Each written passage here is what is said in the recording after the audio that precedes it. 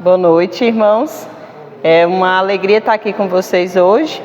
Hoje a gente vai estudar o livro de Hebreus.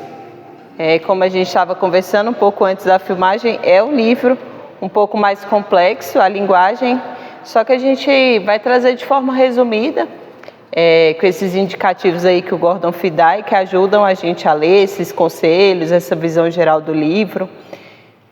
Uma coisa que tem sido para mim legal na maratona é que tinha uns livros que eu lia mais, outros menos, aí tem uns que a gente gosta mais, mas a maratona tem me feito gostar de todos os livros, porque quando você conhece do que aquele livro está falando, você lê ele de forma diferente, tem acontecido comigo, então você vai se apegando à mensagem, ao contexto, ao que estava escrito, aí você fala, nossa, esse livro é legal, para quando eu estou passando por essa situação, esse livro me ensina isso, então para mim tem sido proveitoso.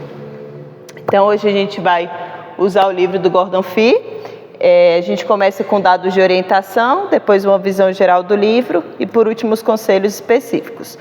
Então qual que é o conteúdo desse livro? Ele vai ser uma palavra de exortação, então você vai ver que nesse livro o autor ele está exortando aquelas pessoas, e ela foi enviada, essa exortação, numa forma de carta, encorajando aqueles cristãos a perseverarem na palavra, mostrando que Jesus, ele é a palavra final de Deus. Então, ele vai mostrar como Cristo é superior e Cristo, ele é tudo, ele é a palavra final, última do Senhor, né? Ele é o cumprimento de todas as promessas. E aí a gente consegue ver que é uma palavra de exortação, está lá no capítulo 13, versículo 22. Vou pedir para o pastor ler. Rogo-vos ainda, irmãos, que suporteis a presente palavra de exortação, tanto mais quanto vos escrevi resumidamente. Então ele está falando para você, ele mesmo está dizendo, suportem essa palavra de exortação que eu estou dando a vocês, né? Ainda mais no tempo presente, a gente vai ver que eles estavam passando por diversos tipos de tribulações e aquilo estava sendo uma tentação para eles deixarem de seguir ao Senhor. O próximo, o autor, ele é desconhecido, mas a gente sabe que ele é um cristão de segunda geração. Isso vai estar lá no capítulo 2, versículo 3. Tem que pedir, não coloquei minha Bíblia aqui. 3. Como escaparemos nós se negligenciarmos tão grande salvação? Mas é o capítulo 2, versículo 3? De Hebreus, versículo 3, é isso? Não, não era essa passagem, não. Aí ele fala assim, a qual temos sido anunciado inicialmente pelo Senhor, foi-nos depois confirmada pelos que a ouviram, dando Deus testemunho juntamente com eles, por sinais, prodígios e vários milagres, por distribuição do Espírito Santo, segundo a sua vontade. Isso, porque o que ele diz? Veio do Senhor, foi transmitido para aqueles que ouviram, então foram a primeira geração dos apóstolos, e ele depois vai falar, e agora foi transmitido a nós. Então por isso é uma segunda geração, não vai ser os primeiros que ouviram, né? Os apóstolos ouviram e aí passaram para eles. Então essa pessoa que escreveu o livro, ela era pregadora, né? Um pregador, era muito habilidoso nas escrituras, tinha um domínio do grego muito grande. E a epístola, ela vem na Bíblia junto das cartas de Paulo, mas por Gordon Fee não foi escrita por Paulo definitivamente. Talvez por esse motivo, alguns outros no livro, mas assim, eu não queria usar a palavra definitiva, porque para outras pessoas que são também muito habilidosas no uso da palavra, para outras pessoas acreditam que foi Paulo. Então acho que a gente não pode dizer, na visão do Gordon Fee que a gente está estudando, definitivamente não é Paulo, mas você vai encontrar outros autores dizendo que pode ter sido Paulo. Mas no fim, não sabemos exatamente quem foi, porque não se apresenta na carta, né? É um autor desconhecido. E para quem que ele escreveu? Ele escreveu também para um grupo que a gente não conhece, mas é um grupo bem específico de judeus que são cristãos. Então a gente vê que algumas cartas foram escritas para gentios, outras para judeus, e essa é escrita pelo menos predominantemente para judeus cristãos. Talvez seja uma igreja que está em Roma, e que ela está deixando de se relacionar com uma comunidade cristã maior. Esse versículo aí é um versículo conhecido, né, 10:25, que fala que quando ele admoesta os irmãos a não deixarem de congregar, como alguns têm feito. Então, provavelmente esses judeus, eles, a gente sabe que ali os primeiros cristãos eles se reuniam muito em casas, né? E provavelmente eles estavam deixando de se reunir por conta dessas perseguições que a gente vai ver mais para frente. Então, a ocasião. Essa comunidade, ela está desanimada porque ela vem passando por muito sofrimento. A gente pode ver lá no capítulo 10, do 32 ao 34, e esse versículo que o pastor vai ler, ele é importante para tudo que a gente vai estudar. Você saber o quanto essa comunidade está sofrendo. Lembrai-vos, porém, nos dias anteriores, em que, depois de iluminados, sustentastes grandes lutas e sofrimentos, ora expostos como em espetáculo, tanto pelo próprio quanto de tribulações, ora tornando-vos coparticipantes com aqueles que desse modo foram tratados, porque não somente os compadecestes dos encarcerados, como também aceitastes com alegria o espólio dos vossos bens, tendo ciência de possuir de vós mesmo patrimônio superior e durável. Então, olha a profundidade do que o pastor acabou de ler, né? Uma comunidade que depois que foi iluminada pelo conhecimento de Cristo, eles sofreram opróbrio, sofreram tomada dos seus bens, alguns foram encarcerados, e aí fala que eles se compadeceram dessas pessoas, e eles estavam aguardando um prêmio que era superior, né? Então, essa comunidade, passando por tanto sofrimento, ela estava desanimando, e talvez também eles tivessem dúvidas se Jesus realmente colocou um fim no pecado, né? Então, o autor está escrevendo para esses cristãos eles não abrirem mão dessa confiança. Você leu o 35, pastor? Que foi o último, né? O 35 não, fala assim: não abandoneis, portanto, a vossa confiança, ela tem grande galardão. Isso. Então você vê que isso aqui meio que resume a carta. É um pessoal que está sofrendo, ele fala, vocês estão sofrendo, mas não abra mão da sua confiança em Jesus, pois aí está o grande galardão, né? E aí a gente pode entender, a gente vai falar um pouco mais sobre por que eles podem estar desanimando, por que eles podem achar que talvez essa era de pecado não tenha, se vai chegar ao fim mesmo ou não. A gente vai, na hora que a gente tiver uma visão geral da carta, a gente entra mais nesse assunto. Pode passar. Então, quais são as ênfases? Que Deus falou sua palavra absolutamente final no seu Filho. Então, a gente vai ver que existiram algumas sombras de Cristo, mas agora é o final. Deus falou a sua palavra final, está em Cristo. Segundo, abandonar a Cristo é abandonar Deus por completo. Então, o livro de Hebreus, ele é um livro de exortação. Quando você está meio fraquejando assim, é bom você dar uma lida, que é cheio de advertências para você não abandonar a Cristo. Porque quando você abandona a Cristo, você está abandonando Deus por completo. Cristo é superior a tudo que houve antes. Então, a antiga aliança, os anjos, Moisés, Josué, todo esse sistema sacerdotal, os sacerdotes Arão, um após o outro, os sacrifícios, as ofertas, tudo isso teve o seu papel, mas Cristo, ele é superior a tudo isso. E por último, que o povo de Deus pode ter plena confiança no Filho de Deus, que é o perfeito sumo sacerdote, que dá a todas as pessoas um acesso imediato a Deus. Então, se isso para a gente hoje é importante, para o judeu era ainda mais importante esclarecer isso, porque eles eram acostumados com essa antiga aliança, com esse sistema de sacerdote, de sacrifício. Então agora vem esse autor e descreve como Jesus foi o cumprimento perfeito disso. E aí ele começa a mostrar para esse povo que tudo que eles estavam fazendo era temporal.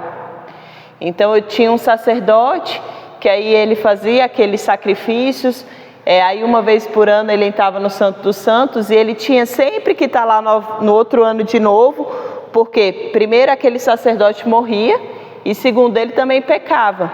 Mas aí Hebreus vai mostrar o tempo todo que, por exemplo, Jesus não morre, ele morreu e ressuscitou uma vez para sempre, e ele não tem pecado, então ele não precisa estar sempre se apresentando. Então, Hebreus vai mostrar muito isso. Jesus, ele é o cumprimento final, ele é o sumo sacerdote perfeito. E ele vive para sempre para interceder por nós, né? Aí a visão geral do livro. Primeiro, é uma reflexão longa, que está bem estruturada. E o que o autor ele quer mostrar através das Escrituras, você vai ver que é um livro que cita muito o Antigo Testamento. Ele vai ser cheio de palavras, né? Palavras da Bíblia, cheio de escrituras. E aí o autor ele quer comprovar por meio da palavra que Jesus ele é absolutamente superior a tudo que aconteceu antes, que é isso que eu fui falar para vocês. Tanto os grandes patriarcas ou as grandes referências do Antigo Testamento, Moisés, Josué, anjo, sacrifício. Então o autor ele vai mostrando essas porções das Escrituras e mostrando que Jesus é superior a tudo aquilo.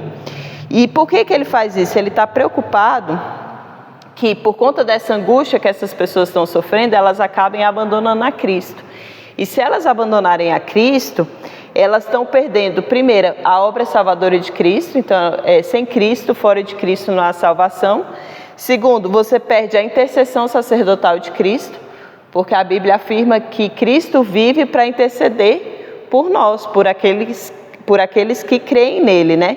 E terceiro, eles vão perder a experiência da presença de Deus, porque é em Hebreus que fala que por conta do sangue de Jesus nós temos livre acesso a Deus. Nós podemos entrar, né, com confiança no Santo dos Santos e conversar com o Senhor.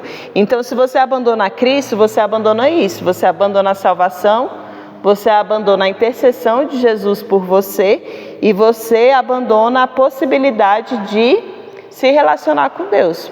Porque a Bíblia fala que Jesus é o único caminho para que a gente possa se relacionar com o Senhor. Então, a gente tem uma introdução que vai estabelecer um padrão que vai definir Jesus e a obra dele, falando que ele é a última palavra de Deus. Esse eu acho importante a gente ler, está lá no capítulo 1, versículos de 1 a 3. Havendo Deus outrora falado muitas vezes e de muitas maneiras aos pais, pelos profetas, nesses últimos dias nos falou pelo Filho, a quem constituiu o herdeiro de todas as coisas, pelo qual também fez o universo. Ele, que é o resplendor da glória e a expressão exata do seu ser, sustentando todas as coisas pela palavra do seu poder, depois de ter feito a purificação dos pecados, assentou-se à direita da majestade nas alturas, tendo se tornado tão superior aos anjos, quanto herdou mais excelente nome do que eles. Eu vi o vídeo do pastor Harold, quando ele está comentando sobre Hebreus, aí ele falou que o pai dele fazia muito culto doméstico, né? Eles estudavam juntos a palavra, e aí ele se lembra, mesmo ele sendo criança, que o pai dele chegou em Hebreus e demorou semanas para sair desses primeiros versículos, porque é tanta coisa que o pastor acabou de ler, é tão profundo, que ele falou, nem foi proposital, diz que ele lia, começava a expor, e aí, não, amanhã de novo, não terminava de expor, porque é uma introdução que realmente tem muita coisa para a gente refletir. E aí ela explica bem o livro. O autor está falando, antigamente, até aquele momento que Jesus veio, Deus falou com as pessoas por quê? Por meio dos profetas. Então a gente tem Moisés, a gente tem Elias, a gente tem Abraão. Então Deus falava com o seu povo por meio deles. Mas depois que Jesus veio, Deus fala conosco por meio do Filho. E aí ele vai começando a mostrar que o Filho não é mais um profeta. Porque existem algumas religiões que até creem assim, né? Creem em Jesus, mas como um grande profeta. E aí ele começa a explicar, não, Jesus não é um profeta, Jesus é só um profeta, né? Ele é o próprio Filho de Deus. Ele é muito superior a essas coisas que vieram antes. Então, a obra dele, né? Quem é o Filho faz dele o esplendor da glória de Deus, a palavra final, ele é a consumação do plano de Deus, né?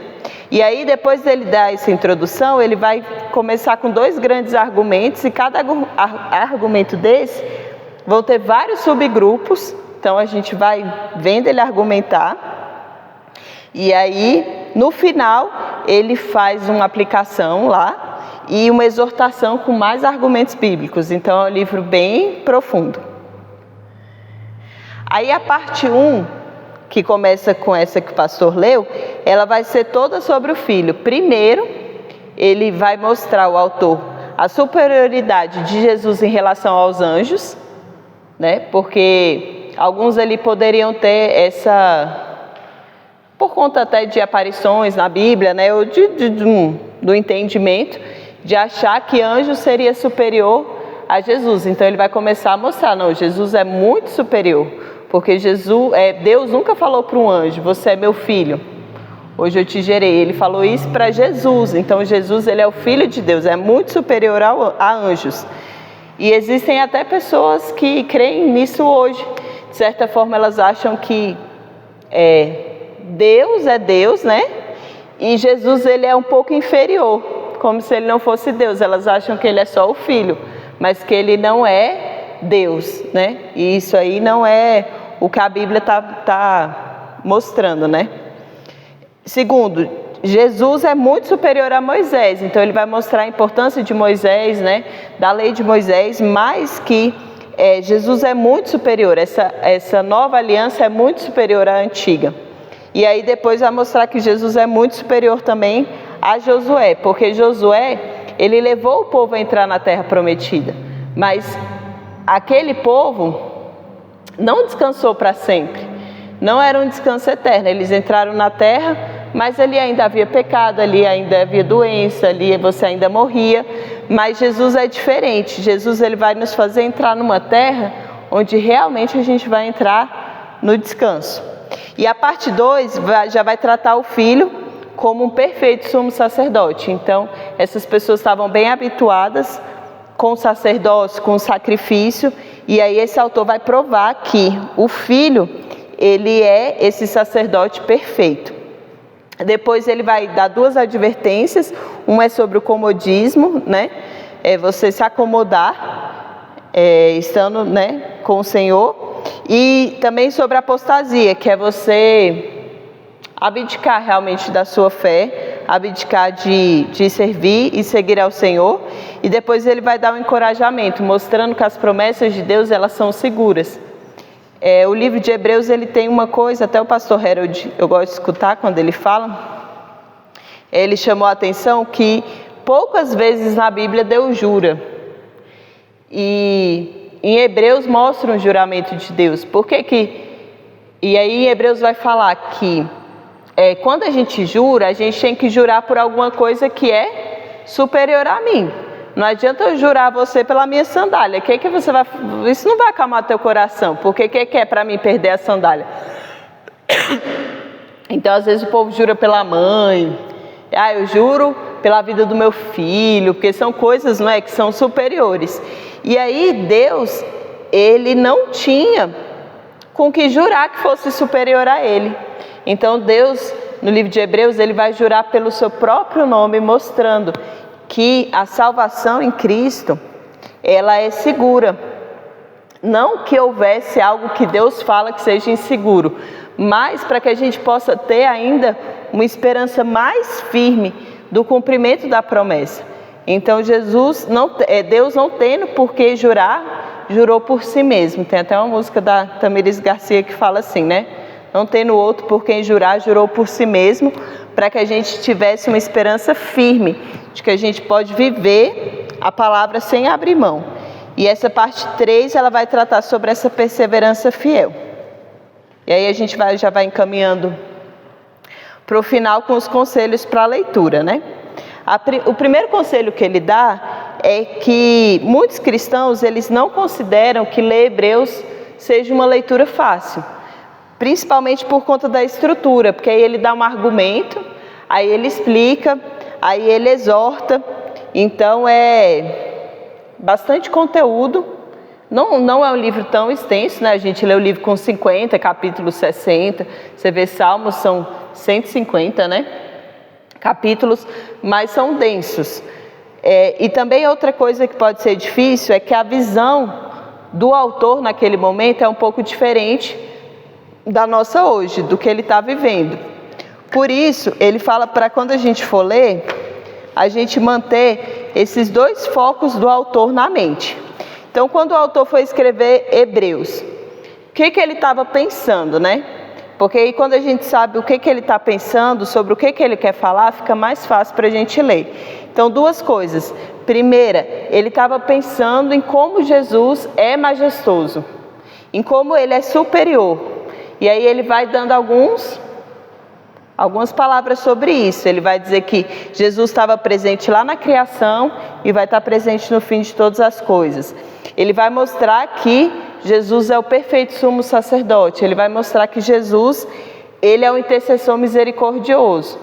E aí são muitas palavras que são importantes para aquele povo, porque eles entendiam o papel do sacerdote, eles entendiam o papel do sacrifício, mas que são importantes para nós também hoje. Hebreus ele vai fazer muito esse ajuste da nossa mente, de entender que nós somos salvos por conta de Cristo, que Ele é o sumo sacerdote perfeito.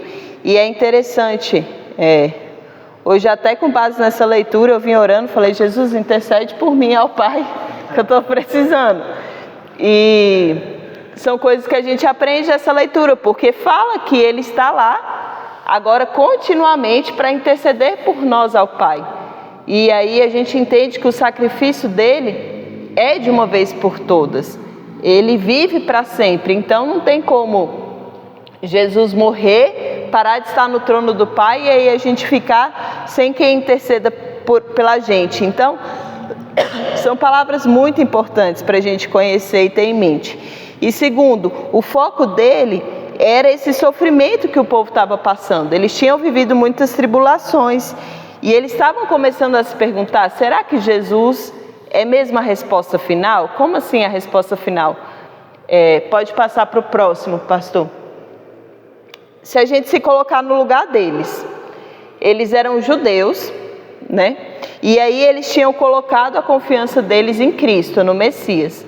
Só como a gente já viu em outros livros, para o judeu, houve um erro de interpretação e eles achavam que quando o Messias viesse, ele já ia vir para reinar de primeira. Então, ali acabaria aquele governo, acabaria a tribulação, acabaria a perseguição, e aí eles teriam um novo reino. Eles não entenderam que o Antigo Testamento tem vários trechos mostrando que seria necessário, primeiro, que esse Messias sofresse e que ele morresse no nosso lugar. Então, esses judeus, de repente, com a pregação da palavra, eles começam a crer em Jesus, que Jesus é esse Messias que eles estavam esperando, mas aí eles descobrem que esse tempo de sofrimento vai ter que se estender mais um pouco, que não é para agora,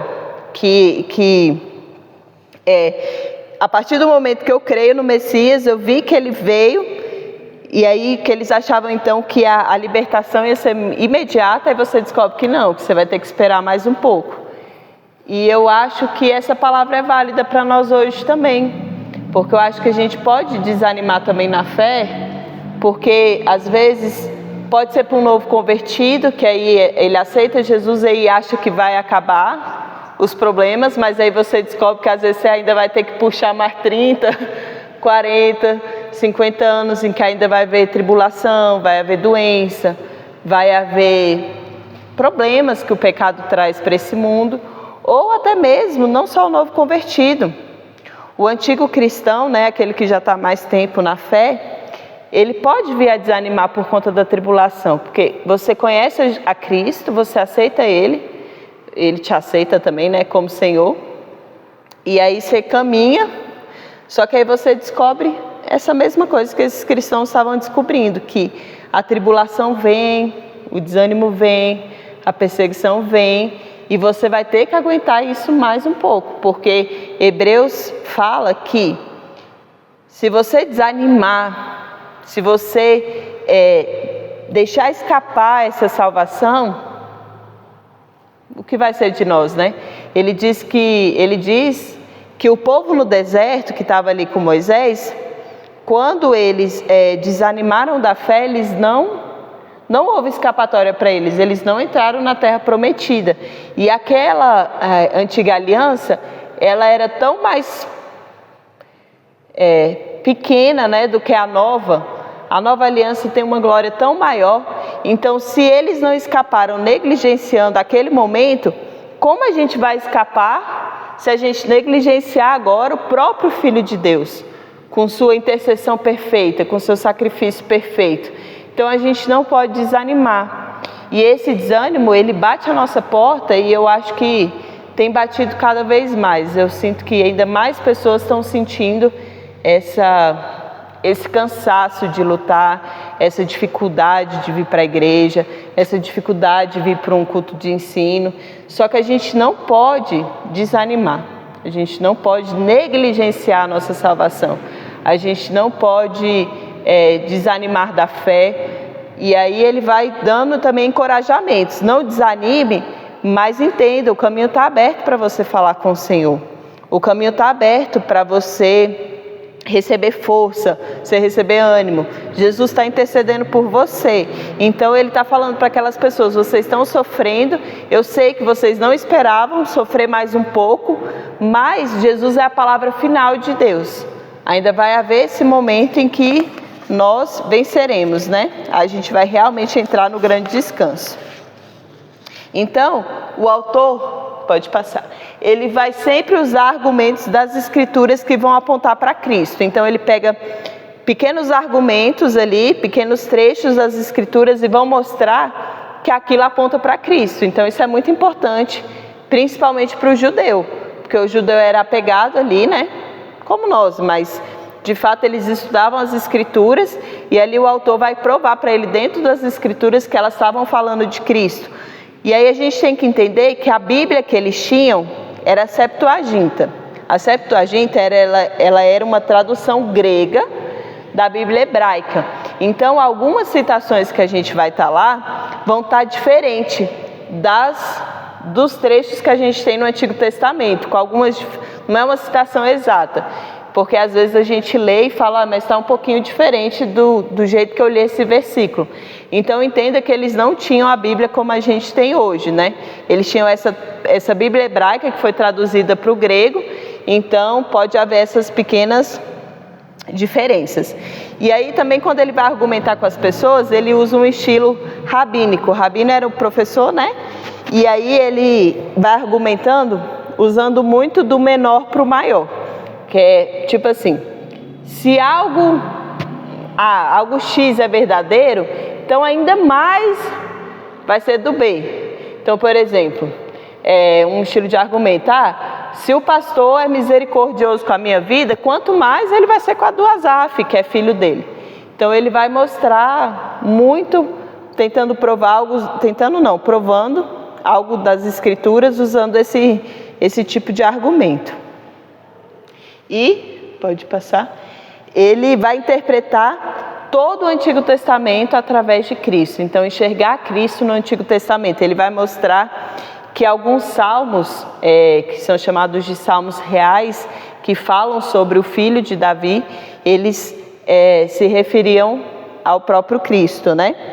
E a forma dele, que ele argumenta, é citar o texto e aí demonstrar como esse texto e outros textos apoiam essa visão que ele tem de Cristo no Antigo Testamento. Então ele pega esse Antigo Testamento e prova que aquilo se refere a Cristo.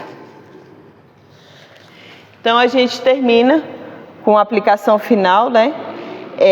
Diante de quem Cristo é e do que Ele fez, essa carta vai desafiar a gente, primeiro, a permanecer firme na fé, a não retroceder e a viver com confiança e esperança no Senhor.